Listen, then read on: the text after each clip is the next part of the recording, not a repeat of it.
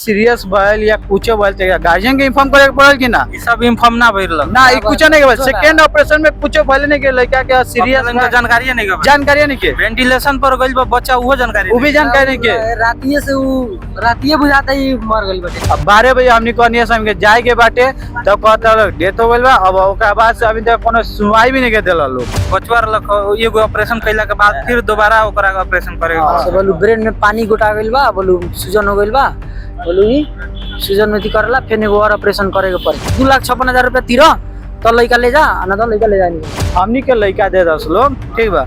हमें मेडिसिन के बेड के चाय देते हैं। डॉक्टर कहलक हमारे जिम्मा पर बाटे तो डॉक्टर अपन जिम्मा छोड़त ना मेडिसिन का हमनी देते हैं बेड के देते बानी सन तो और कथी के चाहिए। अब ऐसा अभी तक आरोप जो लगावता लो तो वैसे कोनो मैंने बात नहीं के भाई डॉक्टर ने के कहले कि हम ओटी कर देम तो पेशेंट 100% ठीक हो जाए। मैंने एगो संभावना एगो पॉजिटिव सोच के ही कोनो चीज करे। पैसा वाला तो ये सब गलत बात बा रह गइल। अब कि जैसे हम वेंटिलेटर के बाद जो हम कहनी सेकेंडे ऑपरेशन के भइल बा आ उ भी ओकरा पहले जौन पॉजिटिव रिस्पांस जैसे गोड़ हाथ चलावे वाला के पेन उन देला पर उ सब रहे उनमें झूठ वाला बात नहीं। तो ब्रेन में जौन स्कॉल बोन होकेला तो ओकरा प्रेशर के चलते ब्रेन बाहर एथी नहीं के हो पावा खुल के एकदम स्वेलिंग वेलिंग ऐसा एथी होता ना तो खुल के नहीं क्या जाने से प्रेशर बढ़ जाता है। ओकरा के हमने के दवाई देते हैं लेकिन हरदम कंट्रोल में नहीं के बोन के हटा दिए आ बोन के हटा के ऑपरेशन करके ऐसे प्रेशर कंट्रोल में रही और ज़्यादा फायदा करी कह के मैंने एगो संभावना मैंने एगो आदमी पॉजिटिव सोच के ही कहलक। आई काउंसलिंग भइल भाई नहीं कि डॉक्टर साहब अपना मन से 8-8 घंटा जाके हॉस्पिटल ओटी में बैठ जाए पैसा के लेवे लागू तो गलत बात बाटे। लेकिन ये सब चीज जानकारी देके ही फैल बाटे। डॉक्टर साहब जौन कहले बानी जो हमर फीस ना लागी कहके तो हॉस्पिटल से के माफ करे वाला सिस्टम बा। डॉक्टर साहब फ्री कर दे ना करे वो तो हमरा ई बारे में नहीं था ना हम सुनले बानी वैसे कोनो डॉक्टर 8-8 घंटा 10-10 घंटा ऑपरेशन थिएटर में 1 बेर ना 2 बेर जाके उतना देर ऑपरेशन करी या कह दे एकदम फ्री कर दे भी हम नहीं मान सकत। लेकिन अब वो लोग को आता तो वो तो कुछ ब्लेम कर मेन कारण वो बेरा के कार्डियक अरेस्ट ही है कार्डियोपल्मोनरी अरेस्ट कहल जाला वो बेरा। अब वो जौन भी सेकेंडरी कॉज होके जैसे ब्रेन के कॉज होके मेन तो मेरे नहीं कॉज हो टाइम बाटे समझ। लेकिन वो मेन वो बेरा कार्डियक अरेस्ट होके ही बच्चा एक्सपायर। कुछ देर पहले हम भी फोन लगाए डॉक्टर साहब ना उठे। अब डॉक्टर साहब बाहर हुए तो स्पॉट्स में हमनी के सामने पुलिस प्रशासन के पीड़ित पक्ष भी सब क्यों लगा सब क्यों के सामने डॉक्टर साहब जितना क्वेश्चन लगा उन लोग के जवाब लगा सबके क्वेश्चन के आंसर डॉक्टर साहब दे के ऊपर बाद उनका उल्टी की हॉस्पिटल जाकर लगा वो अपन डॉक्टर साहब के सामने कि हम जाते हैं हम दूसरे काम कुछ करी तो हम फिर फॉलोअप में रहे। और बाकी कितना अपने के हिसाब अभी तक डिस्चार्ज तक लेके अभी तक में जो डॉक्टर साहब सेकेंड रोटी करनी है जोड़ल नहीं के गई वो चीज़ क्लियर हो जाए। अभी तक में हॉस्पिटल के बिल आएगा 2,56,150 रुपये वे 25-30 हज़ार बा हमें लगे उससे ज़्यादा अभी तक हमारा लगे बात नहीं के 25-30 हज़ार बा हमें लगे उतना में क्लियर करें। बाकी सब कुछ छोड़ दी मैं अस्पताल छोड़ दूँ बाकी वो लोग भी कहना हुआ अस्पताल पीड़ित बा हम भी बुझे तनी सन गरीब बा अस्पताल में सबके गरीबे आवेला इलाज करावे आवेला। अस्पताल जितना सहयोग कर सकता अस्पताल से जितना हेल्प हो सकता उतना करे लग हमेशा रेडी बैठे। अब एक बार वो लोग एक्सपेक्टेशन हमनी के एक्सपेक्टेशन मैच होके पड़ल। अब जब तक एक्सपेक्टेशन मैच ना हुई तब तक बात शायद 2 बजे से लेके अभी तक कंटिन्यू चलत रहते।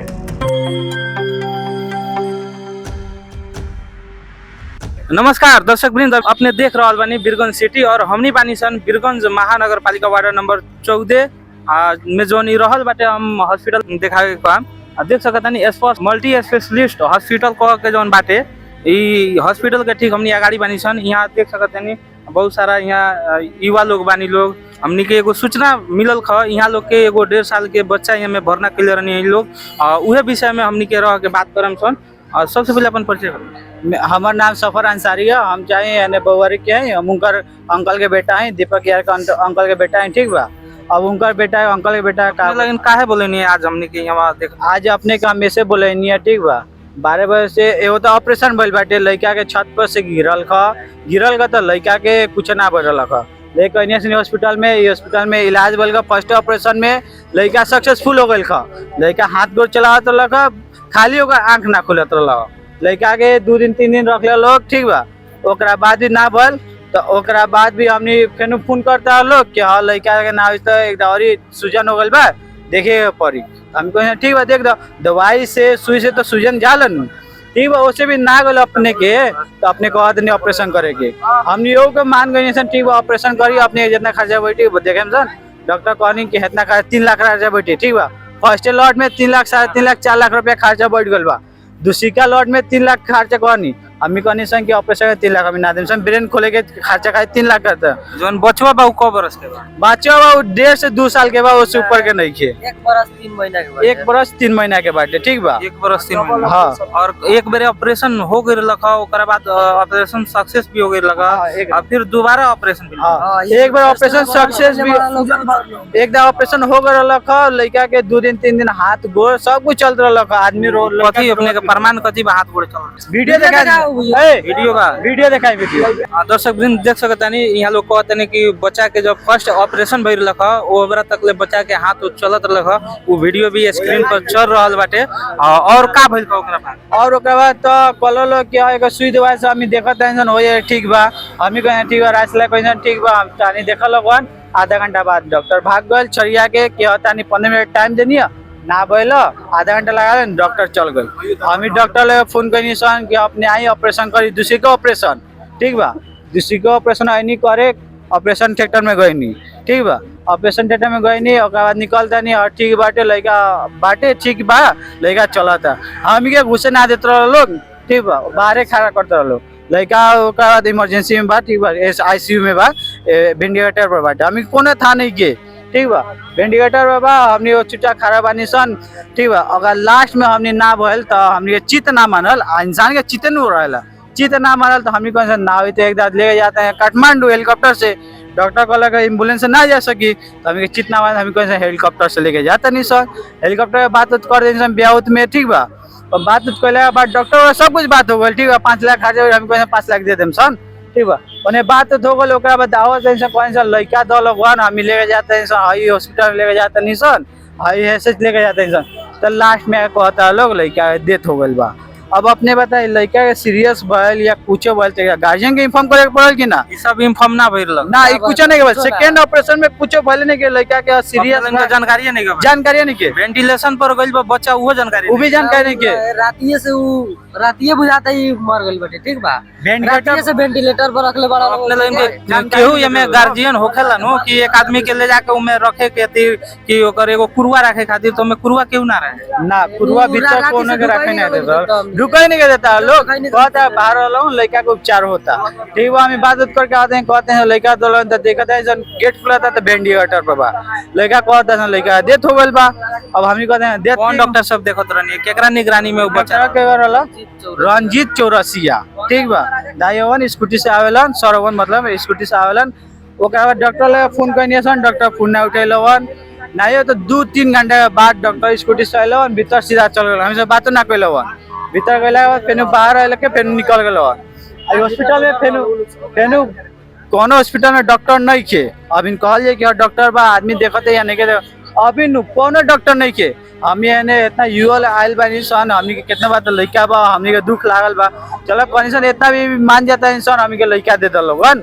जब लड़का कर लगन तानी कि 50% सेकेंड ऑपरेशन में लागी, हमने उतना भी नहीं के तो कहलन उससे भी कम कर देम, तो उससे भी कम ना करके थप दिल बार लोग वेंटिलेटर पर चारा दिल बार हमके था नहीं के, ठीक बा। ऑपरेशन चार्ज में भी कहीं ना कहीं जब सेकेंड ऑपरेशन जब होत रखा ओमे भी अपने लाइन के कम कोई लोग 50% में करते हैं, आज अपने लाइन कहनी है लेकिन जो उतना भी ना दे सकम तो वो में से कम करते हैं। देखो ऑपरेशन करे से पहले ही नु हमनी तो बाहर नियसन डॉक्टर लोग भीतर लोग फोन कैले लोग कहल कि है बात बा लड़का सीरियस बा ऑपरेशन करे के पड़ी, तभी तो घर के गार्जियन इंसान लड़का बा कितना बार 1.5 साल के लड़का, 1 महीना 3 महीने का लड़का, 1 साल 3 महीने के लड़का, तो हमें चांस हम लड़का ठीक हो जाओ, लड़का खराब ना हो, हमने कहना ठीक हो उपचार करी, हम जो होता नहीं कि 50% कहलन तो हमें मान गए सन, वो में कहलन कि हाँ ना हो तो उससे हम कम कर देम, ठीक बा। अब आप नहीं बताए कोनो डॉक्टर अपन चार्ज छोड़ के 50% पर आए, 50% पर भी हमें राजी ना हो तो उससे भी कम करी, अपने ही नहीं बताई, ठीक बा, उससे भी कम कर देनी हमी के कंजन, ठीक बा अपने कर दी। हमनी के जहाँ तक जानकारी बा लड़का पहले ही डेथ हो गई बाटे, ठीक बा। अब डेथ भइला के बाद में अपने ऑपरेशन थिएटर में मतलब ऑपरेशन चालू कैले बा सन, कथी कैले बा सन, ये हमके भीतर जाने के देला सन, इंडिकेटर पर रख दिल बा सन, इंडिकेटर पर रखले के बाद आज जब हेलीकॉप्टर में बात बोला तो कहता लोग डेथ हो गल बा। अब 12 बजे हमनी कहनी हम के जाए के बाटे तो कहता लोग डेथ हो गल बा। अब ओकरा बाद से अभी तक कोनो सुनवाई भी नहीं के देला लोग। विषय में हम रह के यहाँ एगो और यहाँ के साथी अंकल के भाई है। अपने अपन परिचय बताइए। हमार नाम दीपक सापरी। ये जौन बच्चा बा, बच्चा कहाँ के रह? ये हमार छोट चाचा के बेटा परवानीपुर के। परवानीपुर में परवानीपुरी छत पर से गिरल एतवार के दिन। एतवार के दिन हमने हॉस्पिटल में लेके निशान ओकर, लेकिन गोड़ में के हड्डी टूट गए रहे आ ब्रेन में चोट लगा रहे। तो ब्रेन में चोट लगा रहे तो लेकिन देखनी होगा निशान तो कहता सीरियस बा, मतलब दवा हुआ एक बेर ना हुई तो चला उला के देखल जाम से, मतलब अगर ठीक हो जाता तो दवा बेरा से ठीक कर दिया। अगर दवा बेरा से ना ठीक होते अगर मुड़ी खोले के पड़े तो, लेकिन ओकरा ई कहो के इतना बात चल गल। आधा एक घंटा के बाद, मतलब आधा घंटा के बाद कहता बोलू से एक ऑपरेशन करे के पड़ी, मुड़ी में से ब्लड नहीं के रुकत। तो हमनी कहनी सन सोचनी सन तनी देर तो कहनी सन ठीक बा ना हुई तो तू केहू कर, लेकिन लड़का बचाओ। तो मुड़ी खोलला सन, मुड़ी के ऊपर ऑपरेशन भइल, निकलल ऑपरेशन में से। तो ओकरा 2 दिन तक ले हाथ गोड़ हिलावत रहला, लड़का रोत होत रहला, आँख ना खोलत रहला। वीडियो में देखा दियो, वीडियो सब आवाला ऑपरेशन में से निकलल तबे हाथ हिलावत रहे, लेकिन आँख खाली ना खोलत रहे। तो 2 दिन के बाद ई राती के फेन बात, और राती कहता मतलब एकदम फेन सीरियस हो गइल बा। तो लड़का के एगो और ऑपरेशन करे के पड़ी, बोलू ओकर ब्रेन में बोलू पानी 1.5 साल के जौन बचवा रहलक एगो ऑपरेशन कैला के बाद फिर दोबारा ओकरा ऑपरेशन करे के से बोलू ब्रेन में पानी गोटा गइल बा, बोलू सूजन हो गइल बा, बोलू ई सूजन में करला फिर एगो और ऑपरेशन करे के पड़ी। एगो और ऑपरेशन करेला राती ले गइल बा। तो लमसम 1 बजे ले वेट कइले बानी सन, 1 बजे ले वेट करनी सन तो लेकिन ना निकलता। तो वेंटिलेटर सब लागल रहे, हमनी के राती शंका भइल। तो ए बेरा लेकिन हमनी कहनी सन ई सब ना ठीक हो, कोई हमनी लड़का दूसरा ठाई अपन ले जाम सन, ठीक बा। जाके बेउदा में हेलीकॉप्टर वोटर बात के हमनी काठमांडू ले जाके सब, लेकिन प्रोसेस में अपन लागल रहनी सन। जाता नहीं सन लगे तो कहता बोलू लड़का मर गइल बा, बोलू ले जाए वाला स्थिति में नहीं, लड़का मर गइल बा। लड़का मर गइल बा, यहाँ सब बात हमनी 12 बजे से यहाँ बानी सन, ठीक बा। 12 बजे से बानी सन तो लेकिन हमनी कहनी सन अब जौन भइल तौन बता, लेकिन बहुत अथी भइल का, बहुत ही सन बात भइल का। डॉक्टर लोग आयल तो उनका सब बतिए तो पहले अइनी सन तो अस्पताल में कोई डॉक्टर ना रहला, सब भाग रहला सन, ठीक बा। तो ओकरा कहनी सन मतलब ठीक बा, अगर हटाओ सब बात, मतलब जितना अथी भइल अब जौन होनी होल तौन तो हो गल, उतना तक ले हमनी मान के कहनी दवाई का हमनी अथी तीर देता नहीं सन, बेड चार्ज तीर देता नहीं सन से, बोलू तोर जौन 80 चार्ज बा अथी तू, लेकिन तू अपन लेकिन अथी कर दे। तो कहता ठीक बा मान उनके चल कर ला। आ फिर दोबारा उन्हें से फोन कर दिले, क्या कर दिलक ऊपर से मानते निकल कहता रहा ना 2,56,000 रुपया तीर तो लड़का ले जा, ना तो लड़का ले जा नहीं। अभी लड़का यही में बा? हाँ अभी लड़का यही में बा। अभी तक ले अस्पताल प्रशासन अपने लाइन के बुला के ई सब फिर बैठ के कोनो बात ना कहनी? कहता ना एक भी बात भेल तो डॉक्टर कह के चल गल ठीक बा, ले जा लोगन कोनो दिन हम नेथी लेके काम चले के चल कर लड़का लेके आवे, ठीक बा। दोबारा लेकिन दुनिया में तो कहता गेट पास चाहिए हो कह के ई सब लड़का होई में बाटे। हाँ ओकरा बाद ई अब मने कहे के का चाहते नहीं अपने में के कर लापरवाही हो सकता? ई डॉक्टर चाह दित न तो लड़का के बचा दी, डॉक्टर के लापरवाही बहु। डॉक्टर अगर चाह दी तो लड़का बच जाए। अब हमनी तो कोनो ऐसा इसी इन्फॉर्म ना करे सन, ठीक बा कि हर डॉक्टर के गलती बा।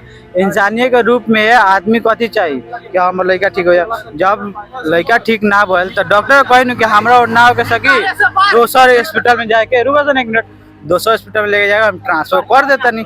डॉक्टर कहेगी ना, हर एक डॉक्टर कहेला हर एक हॉस्पिटल के। हम यहाँ बीरगंज के हई, ठीक बा, ये लोग परवानीपुर का हो लोग, हमारा अंकल के बेटा हुआ वैसे हम एने आयल बनी, ठीक बा। ना होई तो कहता कि हाँ दोसर हॉस्पिटल में ट्रांसफर कर देते नहीं, अपने लेके जाए। अब हमनी के इतने कहा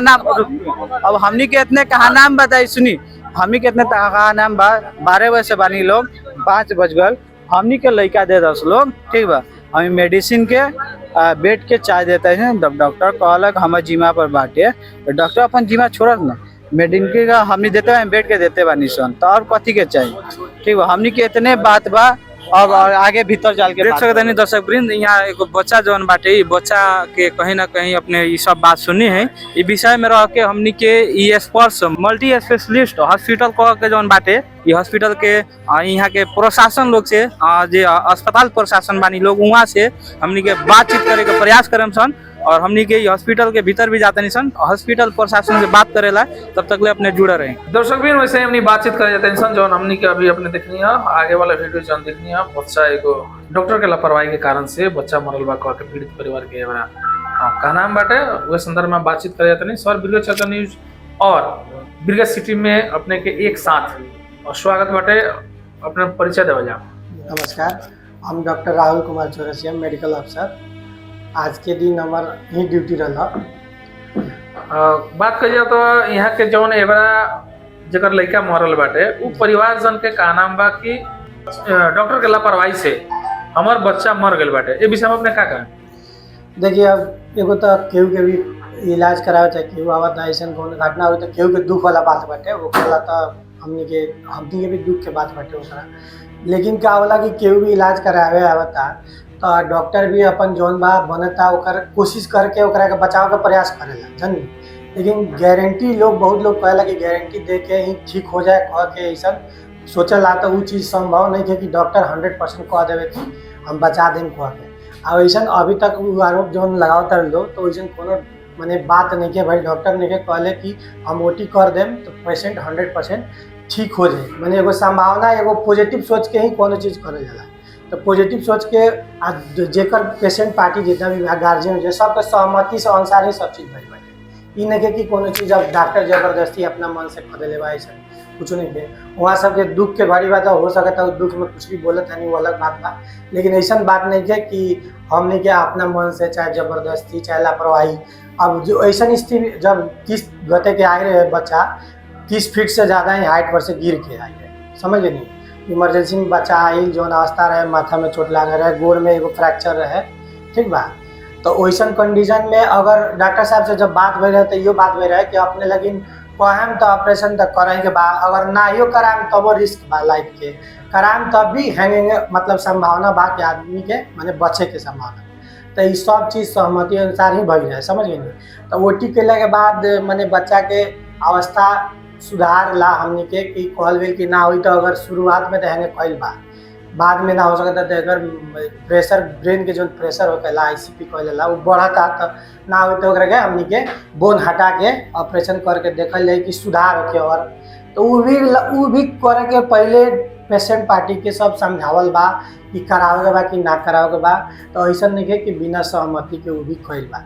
पेशेंट के भइल एथी भइल ऑपरेशन भइल ओकरा बाद वेंटिलेटर पर आकर रहे, ओकरा बाद हमनी के जितना दर्द दवाई बा चलावल जाता रहे। काउंसलिंग में ये भी कहल रहे कि हमनी के हाथ में जौन भाई सब कर दिले बानी सन। अब में हमनी के पॉजिटिव देखे के बाद कि बच्चा के प्रेशर से लेके ब्रेन के प्रेशर कम रहो, आँखों खोली कह के ये सब चीज़ माने धीरे धीरे हो कह के मैंने एक बार गारंटी तक क्यों ना, लेकिन कहल गई पॉजिटिव व्यू से कि हाँ हो सकता कह। एगो चीज के जानकारी कराए डॉक्टर साहब, अपने भी एगो डॉक्टर बानी और बच्चा के मोटा मोटी 15-16 महीना के शायद बच्चा बा, 15-16 महीना के बच्चा बा। 15-16 महीना के बच्चा के एक बार जब ब्रेन खोला जाए और कितना दिन के भीतर में फिर सेकंड टर्न में ओकरा ब्रेन खोला जा जब जरूरी पड़ सकता है वो डॉक्टर न्यूरो सर्जन खोल सकता है, कैसे वो तो डिपेंड करता है न्यूरो सर्जन पर।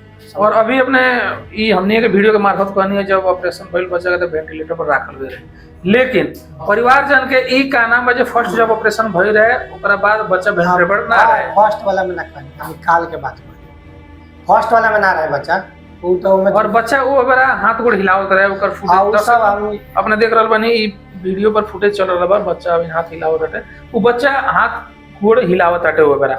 लेकिन जब सेकंड टर्म के जौन अपने का ऑपरेशन भइल ओकरा बाद बच्चा अनकॉन्शियस हो गइल, मृत के बराबर हो गइल, परिवार जन के का नाम बा और सिर्फ ओकरा से पैसा वसूले के काम हॉस्पिटल के बा, डॉक्टर के बा, एकरा विषय में का पैसा वैसा के बात नहीं के। देखिए कोनो डॉक्टर कोनो पेशेंट आवेला तो चाहेला कि ठीक होके जाओ कि हमनी के भी प्रोफेशन के अनुसार अच्छा हो के समाज में एथी संदेश अच्छा जाए पेशेंट के, तो हमनी को बहुत ज़्यादा खुशी लगेला।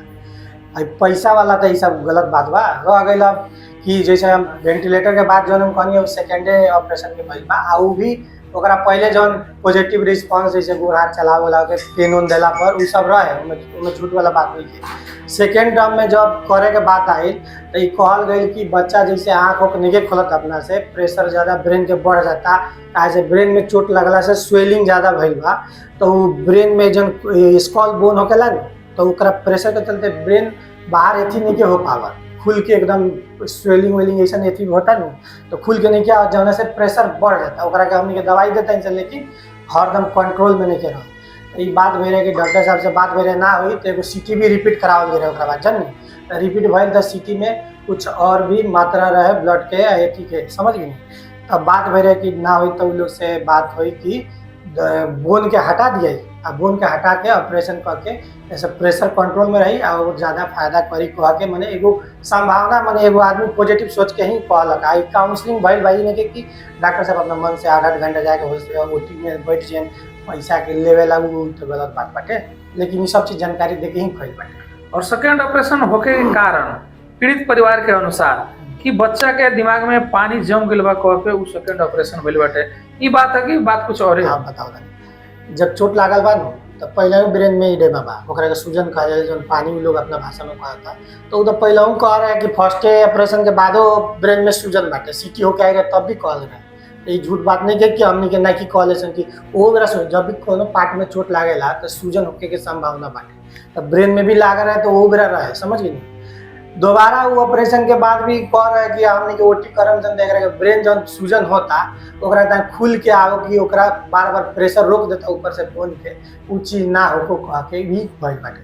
तो ऐसा नहीं है कि हमने के सेकंड ऑपरेशन कहीं नहीं तो पानी जमा हो गई, सब गलत बात बाटे। ऐसा फर्स्ट ऑपरेशन के चार्ज कितना रहे डॉक्टर ये साहब? चार्ज हमने की बता सकत अपने एडमिनिस्ट्रेशन से। और ये सेकेंड जब ऑपरेशन भइल तो अपने के डॉक्टर साहब के कहना, पीड़ित परिवार के कहना अनुसार कि डॉक्टर साहब हमने से कहनी कि हम ऑपरेशन चार्ज ना लें, जात लोन तो अपन बच्चा का डिस्चार्ज कराओ लगन, हमार ऑपरेशन जो चार्ज हो तो हम माफ कोई नहीं कह दे।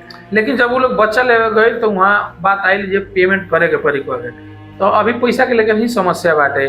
तो इकेंगा डॉक्टर साहब जो कहले बानी जो हमर फीस ना लागी कह के, तो हॉस्पिटल से केंगा माफ वाला सिस्टम बा कि ना? सुनी माफ वाला तो देखिए प्राइवेट सेक्टर भाग के छूट वाला तो एगो बात वाला एगो बिहेवियर पर आदमी छोड़ देवेला एगो कि इंसानियत के हिसाब से वो अलग बात है। लेकिन कोनो प्राइवेट सेक्टर 1 रुपया भी केहू के छोड़ के जल्दी एथी ना करेला, फिर भी हमने के जौन एथी बाटे उ करते बाटे हॉस्पिटल के तरफ से। और रह गई डॉक्टर साहब फ्री कर दे ना करे वो तो हमारा ई बारे में नहीं था ना, हम सुनले बानी वैसन कोनो डॉक्टर 8-8 घंटा 10-10 घंटा ऑपरेशन थिएटर में एक बेर ना 2 बेर जाके उतना देर ऑपरेशन करी या कह दे कि हम फ्री कर देंगे, हम तो नहीं मान सकते। लेकिन अब वो लोग कहा था तो वो तो कुछ ब्लेम कर अच्छी बात डॉक्टर साहब, हमने के लास्ट में अपने से बात करम सुन, बाकी हमने के पैसा के बात हमने मैनेजमेंट टीम मानी वहां से बात करें। और खास करके ई लड़का के डेथ करे के कारण यो तंग जानकारी करा दी छूट करी। देखिए ई सडन भइल, जैसे ओकर बच्चा के हमने के कालूटी भइल बा, ओकरा बाद से वेंटिलेटर पर रहल कंटिन्यू ओकरा के हमने सेडेट करके रखले रहिए सर। एनेस्थीसिया के डॉक्टर न्यूरोसर्जन सब लोग देखलेगा, सवेरे आई रहे लोग, हमने के तो